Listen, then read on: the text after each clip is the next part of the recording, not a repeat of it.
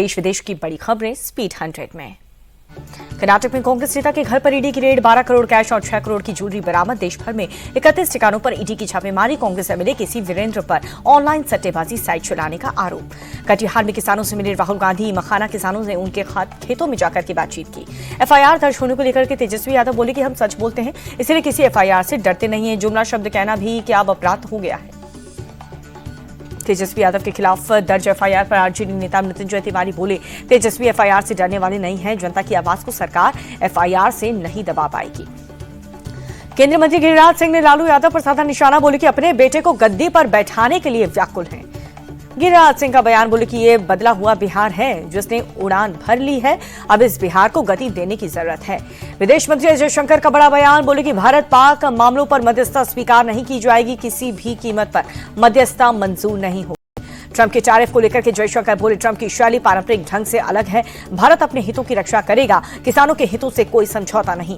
National space day, आज प्रधानमंत्री मोदी ने देशवासियों को बधाई दी। इसरो के कार्यक्रम को वर्चुअली संबोधित भी किया। पीएम मोदी बोले, वैज्ञानिक की मेहनत से जल्द ही भारत गगनयान की उड़ान भी भरेगा। आने वाले समय में भारत का अपने स्पेस स्टेशन होगा।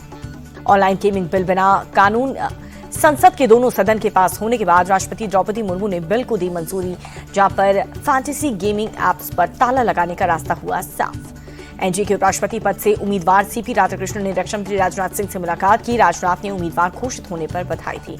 शरद पवार ने सीएम फडणवीस की अपील को ठुकरा दिया। उपराष्ट्रपति चुनाव में एनडीए कैंडिडेट का नहीं करेंगे समर्थन। केरल दौरे पर गृहमंत्री अमित शाह कोची में बीजेपी के नेताओं से मिले। पहलगाम हमले में मारे गए एन रामचंद्र की पत्नी और बेटी से भी मुलाकात। तमिलनाडु में अमित शाह का कांग्रेस और डीएमके पर अटैक। कहा कि राहुल के पीएम और उदयनिधि के सीएम बनने का सपना कभी पूरा नहीं होगा। संविधान में 130वें संशोधन पर बोले जम्मू कश्मीर के सीएम उमर अब्दुल्ला, बीजेपी हमेशा सत्ता में नहीं रहेगी। बीजेपी के खिलाफ भी इस कानून का इस्तेमाल हो सकता है। समाजवादी पार्टी से निष्कासित विधायक पूजा पाल का सपा चीफ अखिलेश यादव पर बड़ा हमला।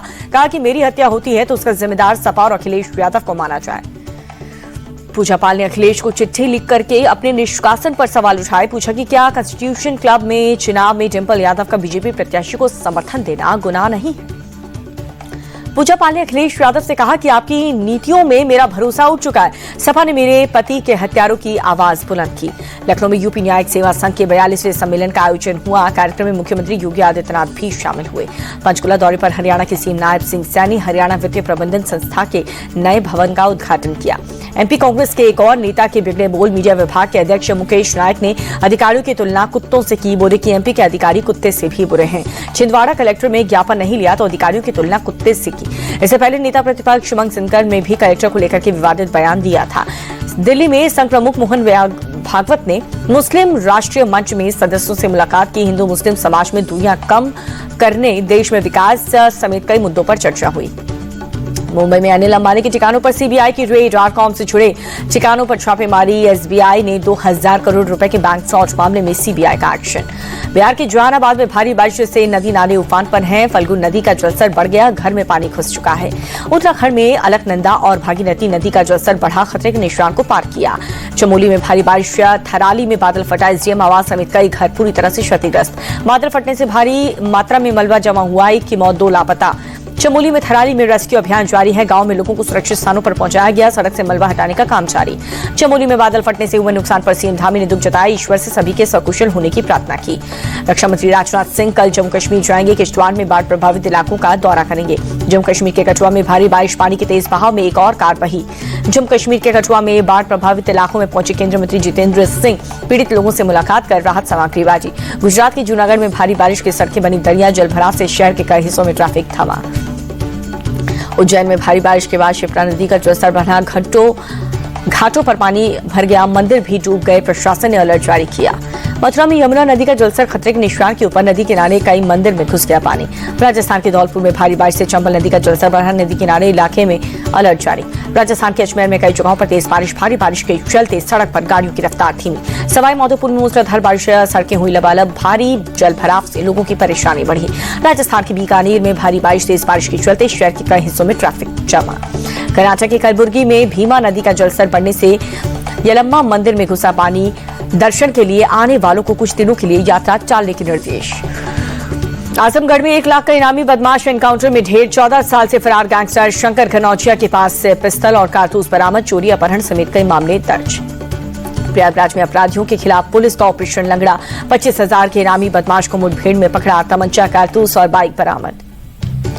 यूपी के प्रतापगढ़ के पट्टी गोलीकांड का मुख्य आरोपी बाबा बैकरनाथ धाम का ब्लॉक प्रमुख सुशील सिंह निकला ड्रग्स माफिया। रायपुर रोड के पाले से जमीन खरीद निकाली गई करीब 34 ग्राम ड्रग्स। रजिस्ट्री ऑफिस के सामने 2 भाइयों को गोली मारने के मामले में पुलिस को मिली सुशील सिंह की 48 घंटे की रिमांड। पटना में आर्थिक अपराध यूनिट की बड़ी कार्रवाई। ग्रामीण कार्य विभाग के सुपरिटेंडेंट इंजीनियर के घर पर छापा। 40 लाख कैश और 12 लाख के जले नोट हुए बरामद।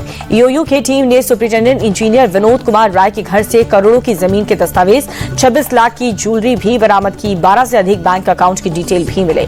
ईओयू की टीम गुरुवार की रात भूतनाथ रोड पर मौजूद विनोद कुमार के घर पर पहुंची थी। विनोद कुमार की पत्नी के घंटों गेट पर रोक करके रखा और लाखों के नोट जलाए।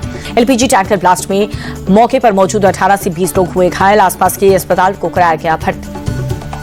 होशियारपुर जालंधर रोड पर टैंकर में लगी आग। आसपास की 15 दुकानें 4 से 5 रिहायशी मकानी चपेट में आ गए। कोल्हापुर में 2 समुदाय के बीच हिंसक झड़प हुई। 4 पुलिसकर्मी, 10 लोग घायल हुए। उत्तेजित भीड़ ने टेम्पो और कार में आग लगा दी।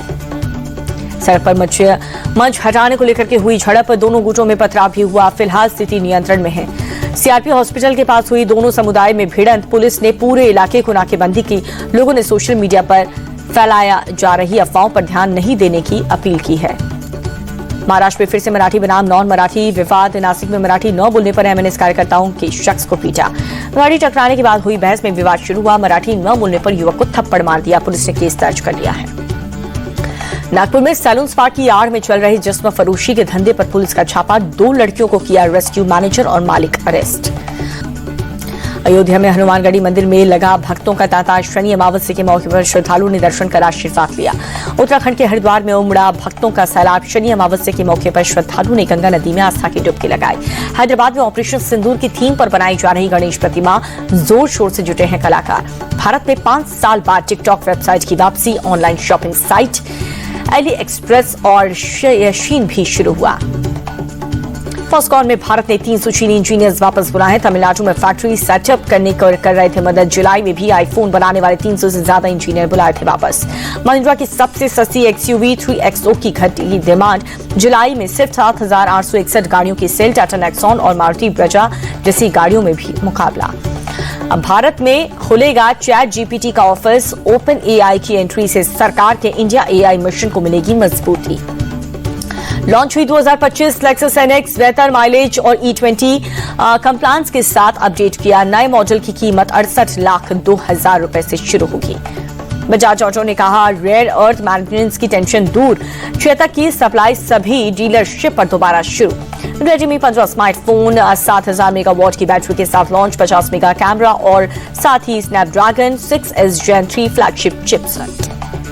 अमेरिकी राष्ट्रपति डोनाल्ड ट्रंप के पूर्व सुरक्षा सलाहकार और अब कट्टर आलोचक जॉन बोल्टन के घर FBI की रेड। जॉन बोल्टन ने ट्रंप को बताया था योग्य भारत पर लगे टैरिफ पर उठाए थे सवाल। जॉन बोल्टन के मैरीलैंड के बेथेस्डा में मौजूद घर पर FBI निदेशक काश पटेल के आदेश पर मारा गया छापा। काश पटेल ने कहा कि कोई भी कानून से ऊपर नहीं है। FBI एजेंट मिशन पर है।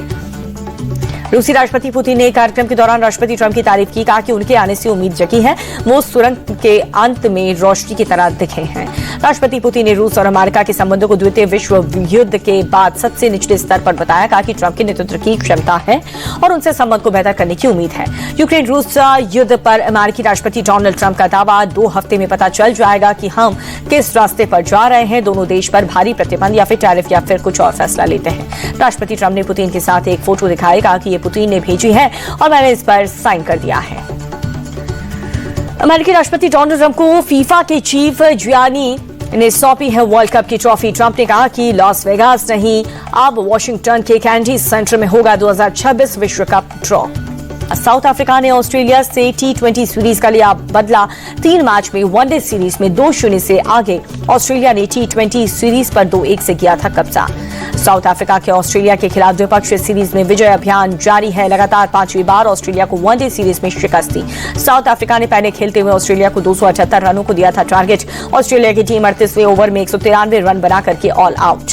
जीत का पिछड़ा करने उतरी ऑस्ट्रेलिया की टीम को लगे शुरुआती झटके। डेविड हेड 6, लाबुशैन 1 और कप्तान मिचेल मार्श 18 रन बनाकर के पवेलियन लौट गए। ऑस्ट्रेलिया की लड़खड़ाती पारी को जोश इंग्लिश और कैमरून ग्रीन ने संभाला।